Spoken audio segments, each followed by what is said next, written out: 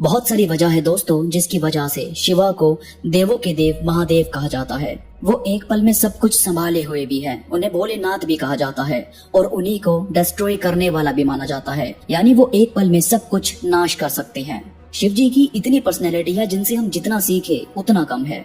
वो महायोगी भी हैं, वो तांडव भी करते हैं, वो घर परिवार भी संभाले हुए हैं और वही कैलाश में साधना में लीन भी रहते हैं। आज मैं आपको उनसे सीखने वाली सबसे बेहतरीन बातें बताने वाला हूँ जो हमारी लाइफ के लिए, हमारे भौतिक जीवन के लिए और साथ ही हमारी सोल के लिए, दोनों के लिए बहुत जरूरी है। कसम से हम अगर शिवा से 1% भी या आधा % भी कुछ सीख लें तो हमारी पूरी लाइफ अपने आप ही बदल सकती है।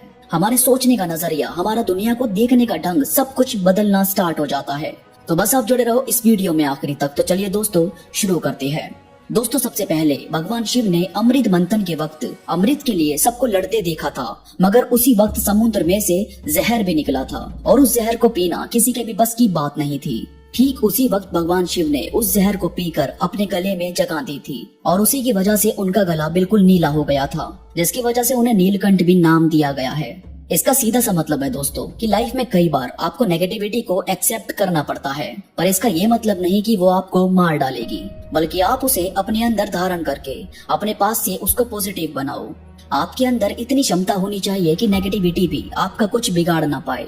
ये नेगेटिविटी कुछ टाइम आपके पास रहेगी, पर क्योंकि आपका माइंडसेट पॉजिटिव है तो आप कोशिश करोगे कि आपकी वजह से किसी को कोई नुकसान ना पहुंचे और यही चीज आपको हमेशा पॉजिटिव रहने में मदद करेगी। इसके बाद दोस्तों भगवान शिवा एक ऐसे देवता है जिनकी पूजा देवता भी करते हैं और उनकी पूजा राक्षस भी। उन्हीं को मंदिरों में जगह दी गई है और उन्हीं को शमशान घाट में भी पूजा जाता है। भगवान शिवा की पूजा पंडित भी करते हैं और भगवान शिवा को अघोरी तांत्रिक भी पूजते हैं। आपने कई बार सुना होगा कि भगवान की शादी में देवता भी शामिल हुए थे और उन्हीं की शादी में राक्षस और भूत प्रेत भी आए थे।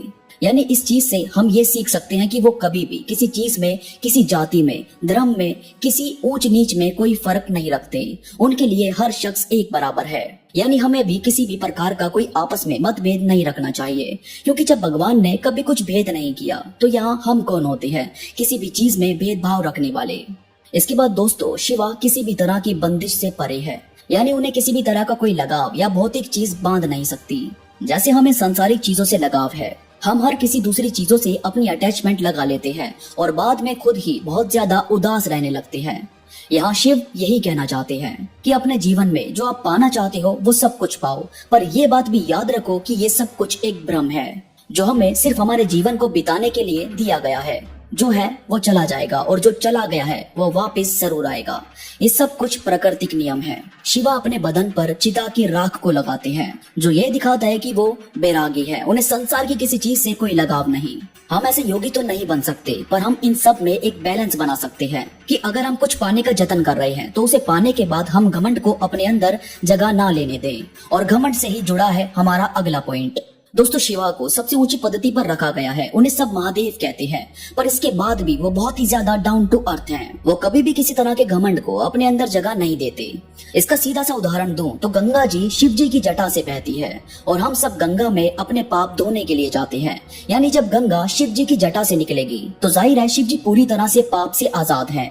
वो किसी तरह की हीन भावना खुद में नहीं लाते। उन्होंने तो रावण को भी अपनी सोने की लंका दे दी थी। उन्होंने बड़े बड़े राक्षस को ऐसे ऐसे वरदान दे दिए थे जिसका कई राक्षसों ने बहुत बुरा इस्तेमाल किया और देवताओं को इसका सामना करना पड़ा, पर शिव जी ने कभी किसी तरह की बुराई को कभी बर्दाश्त नहीं किया। उन्होंने रावण से प्रसन्न होकर उसे वरदान भी दिए थे और सोने की लंका भी। रावण से बड़ा भक्त उनका कोई और कभी हो ही नहीं सकता था, पर फिर भी जीत श्री राम की हुई थी, क्योंकि यहाँ बात चरित्र की थी और श्री राम का चरित्र साफ था।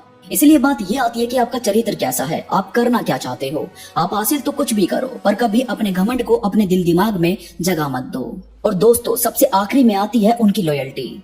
सती जी के जाने पर शिव जी बहुत ही ज्यादा क्रोधित हुए थे। क्रोध वाला पॉइंट हम किसी और वीडियो में क्लियर करेंगे, पर आज बात यहाँ पर उनकी लॉयल्टी की है। सती जी के जाने के बाद उन्होंने कभी दूसरे विवाह के बारे में नहीं सोचा।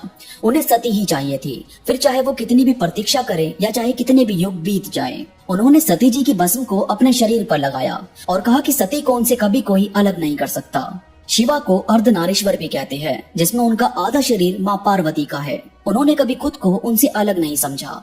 आज की डेट में ऐसी लॉयल्टी बहुत कम देखने को मिलती है। हम यार जिसके भी साथ हैं एटलीस्ट उसकी रिस्पेक्ट तो कर ही सकते हैं। हमें ये चीज समझनी चाहिए कि दिल से खेलना कभी हमें सुकून नहीं देता। आपको किसी से रियल लव नहीं है तो आप उसे छुपाओ मत, जितना हो सके सच कहने की कोशिश करो।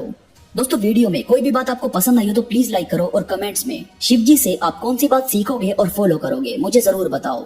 इसके साथ ही कमेंट्स में हर हर महादेव लिखना मत भूलना। और कोई सवाल हो कुछ